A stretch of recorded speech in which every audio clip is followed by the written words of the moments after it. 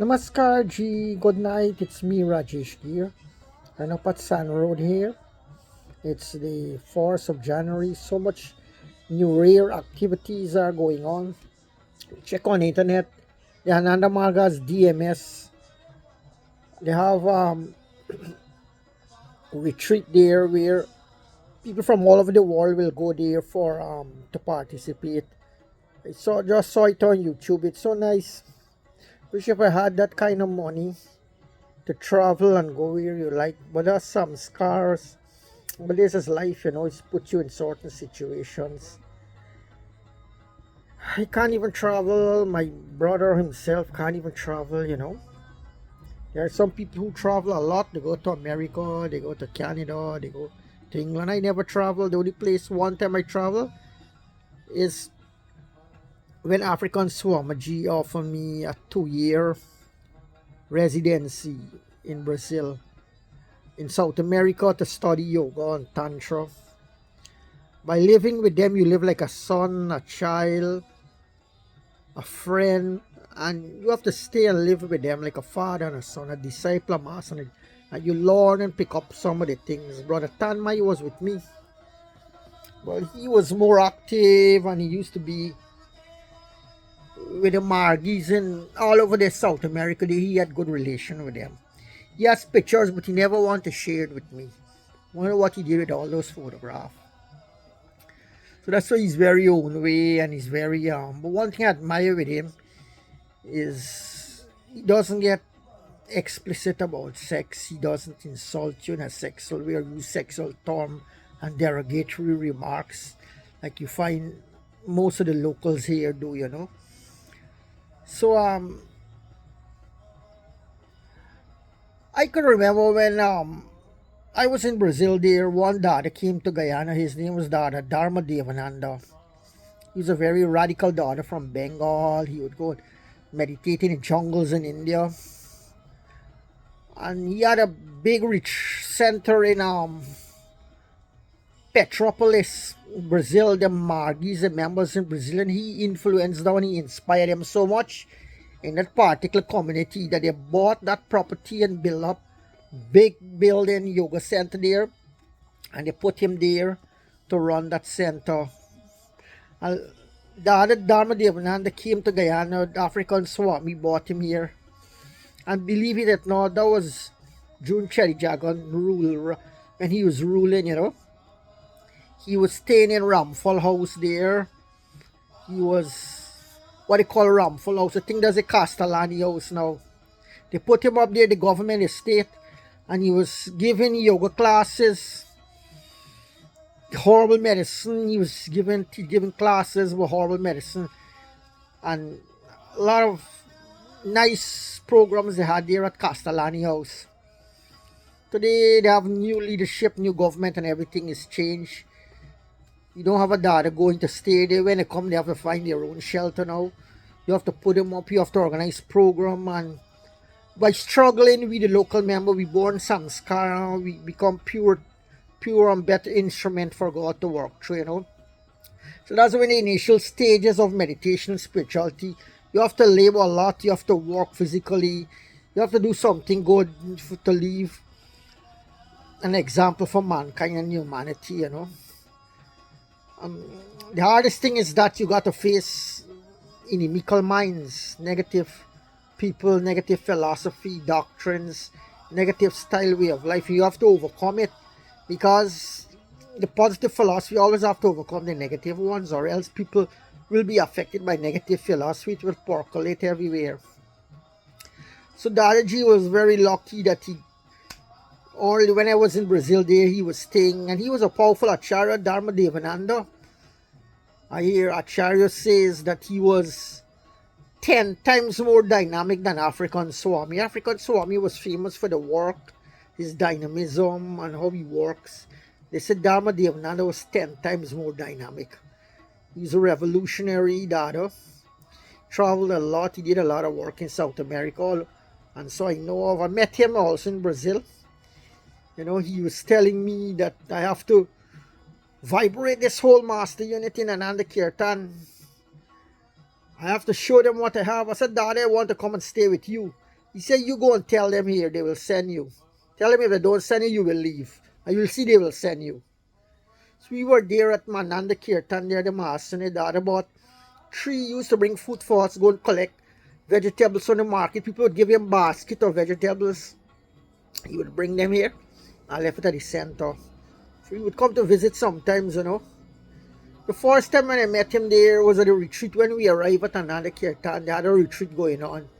To my surprise, all the monks were watching football in Brazil. There was going on, and they were shout and yeah, yo, every all the China was outside sitting down by myself. I didn't want to go in because there was a congregation for acharya, so they were looking at me to see what I would do, whether I would go and join them there. Would I stay outside? And I was doing my own thing, hanging around in the Mahasa, you know, the ashram there. Then I hear shout Brazil and which who won the cup, who win, and all these things. I didn't want to go in, I want to go in because I was saying, there's a acharya congregation, acharyas up there. Why should LFT go and mix up with them like that? I didn't know at that time, but other LFTs were going. I was surprised Brazilian LFTs, Brazilian trainees, they were going and mix. They were going and sit down, acharya, hug them up. And I was scared to do that, you know, because I think that acharyas have to have dignity. People should respect them as monk until you rise up to their position. You and them are not equal. That was my psychology, you know. So that's how I met Dada, Dharmadevananda, that retreat first time. During the course of the retreat, the same day we arrived, I think, then same afternoon he arrived. I was so surprised. This acharya was radiant, good, you know, very very brilliant, spiritually elevated. I see he went upstairs, and so later on in the afternoon they come down and he was going to make rasgulla with the manjari, the giri shuta. They were making rasgulla and preparing, and he called me and Tanmaiji to help him. So we were helping, and he wanted to know about Guyana. We tell him about Guyana. Tanmai was telling the giri shuta what parato roti and sada roti we have it here in Guyana. So we were making rasgulla. That was my first time with him.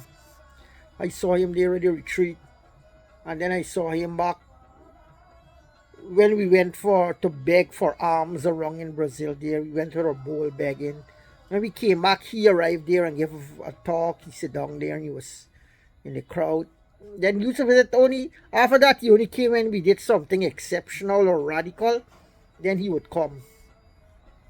So Dada Dharmadevananda, he had special treatment when he came here. Most of the other acharyas too, they were taken care of by the older Margis during the 80s and 90s. They were got housing, food.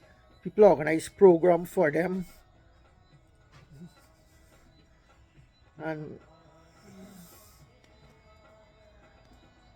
that's how everything went, you know.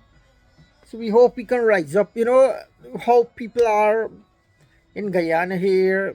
I think the government, the education ministry, the people should condescend, you know, that Ananda Mark should be taught in all the schools. Its doctrines should be spread everywhere in this country, like how Buddhism at one time take over everything. Just a teacher come from time to time, his influence should be pervasive here.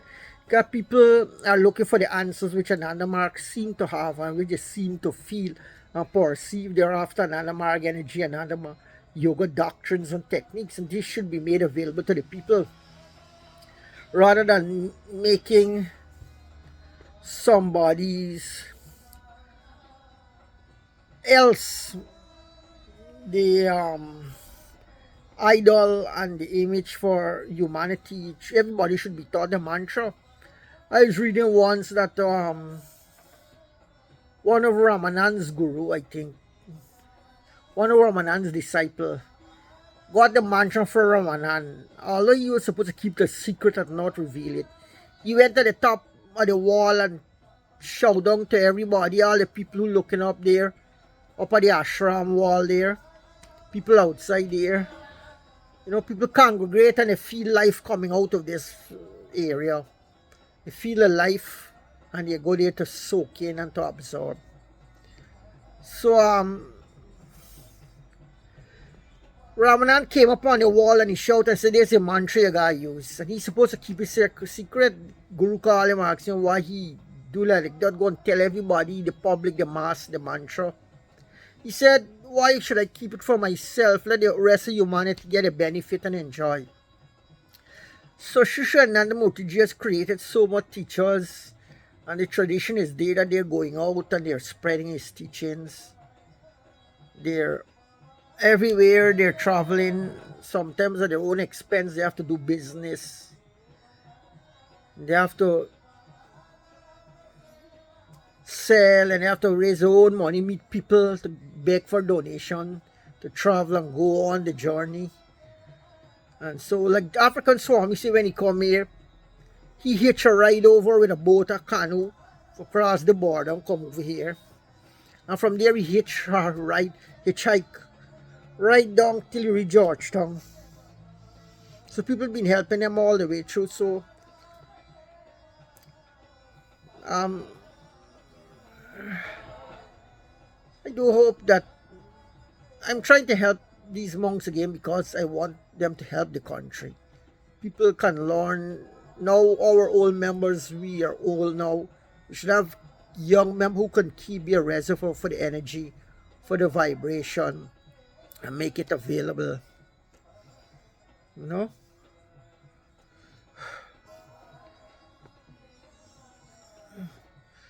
So so far my yoga, my meditation has saved me and opened my thought eye so I can see through things, see things more deeper and clearer. And maybe all my shortcomings is my own laziness, my own tama, my own raja that I have to fight with. But the beautiful part that shines out is the sattva, and it comes from the spiritual life. But the hardest part of it all are the uninitiated people, like they say. That's why Baba say, bring all to the path of bliss. Should endeavor, you know, rather than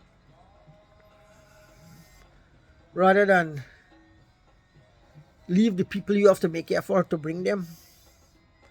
Even the Muslim one day, I was golfing with a Muslim from this Sandy Baptist church there. He told me, bring everybody to Allah, make everybody come to Allah. Then you'll find peace. So when people find peace, then you'll get peace. When the whole world change, you get benefit, you know. So I don't know if the Swamiji is coming and they have a pack program. The way things are being coordinated by the Hindus, they like the secrecy. They don't like things to go too public. They like their own members to be involved. I'm being an Indian acharya, and it's a Hindu organization. They feel more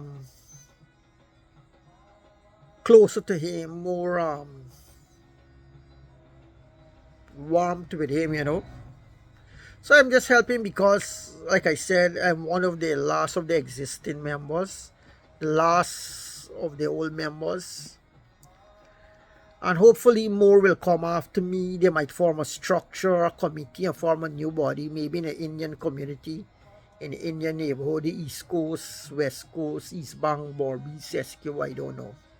Oh, I already have a center there in SQ already. There are a couple of acharyas who visit there. So if it comes here and it's on the East Coast here, maybe the young boys, the new generation will work and they will build up something where the energy can spread and help uplift humanity, you know.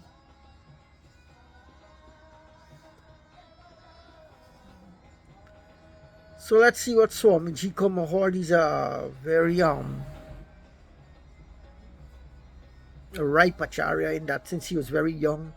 He had exposure to the organization. His parents were members of the organization also, and they used to take him to functions and to another marg activity. And since he was a little young child, he was in the organization.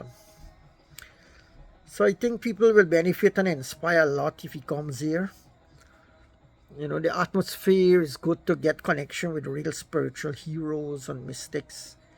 They can affect this air, the vibration, the ground.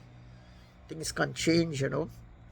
Apart from we ourselves having the capacity to change things and make things better, people who visit and who come, they also can do a lot, you know. But we can also do a lot. God helps.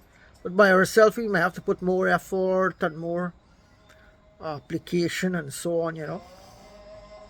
Namaskar, all the best. Happy New Year.